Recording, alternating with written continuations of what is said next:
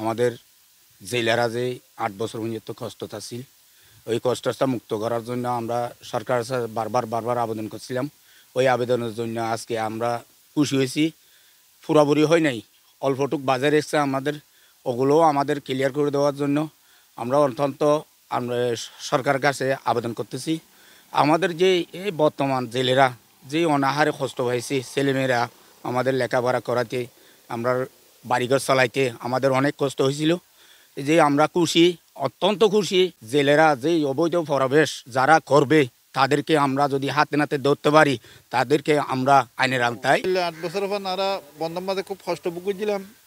এখন মধ্যে কালকে আরা কিছু সরকারের মধ্যে তো আরা নাবদরিয়া খুলি দিয়ে বলে আরা খুশি হইলাম। পরবর্তী দিকে দিয়ে সীমিত খুললে দে পুরাপুরি ন খুলে আরা পুরাপুরি ভাবে আরা মাছ ধরিতে পেলে আরা সীমান্তর ভিতরে আরা বেশ খুশি ইনশাল্লাহ। 5টা সত্য দেওয়ার কোনো কথাই নাই। আমাদের একটা সত্য দিতে পারে, আমাদের সত্য দিতে একটা 2টা রাত্রে বর্ডারে যে বেরিবানের উপরে যেন না উঠে, যেন রাত্রে মানে এই এদিক সেদিক যেন গিয়া না করে। দ্বিতীয়ত হচ্ছে বর্ডার যেন খরচ না করে। এই 2টা সত্য ছাড়া আমাদের অন্য কোনো সত্য মানতে আমরা রাজি না। কেন আমাদের এগুলো সত্য দেওয়া হলো, আর কেন আমাদেরকে 100%-এর মধ্যে 10% দেওয়া দিছে, 90% কেন আমাদেরকে অধিকার থেকে বঞ্চিত করলো? এটা আমরা অত্যন্ত দুঃখ প্রকাশ করছি। অত্যন্ত এরকম আমরা অনুমতি আমরা মানি না।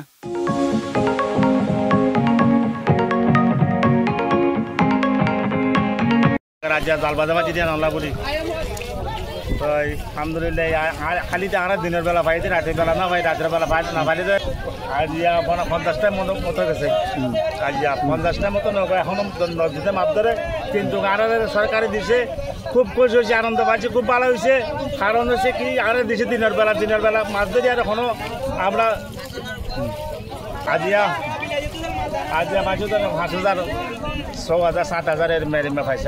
আমরা কালকে থেকে খুবই আনন্দ পাইছি। আর তারপর সকাল 8টা থেকে বিকাল 4টা পর্যন্ত আমরা মাছ ধরতেছি। তারপর রাত্রে মাছ ধরলে অনেক খুশি হতাম।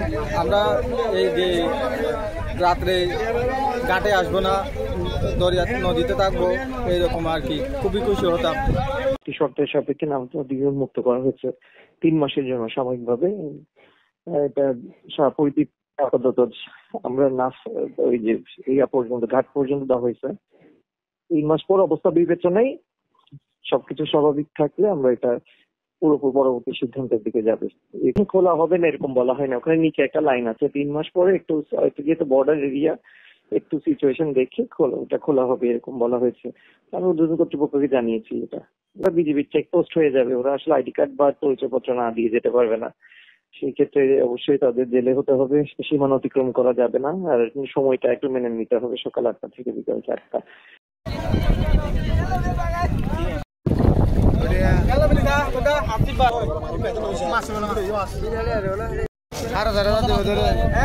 আরো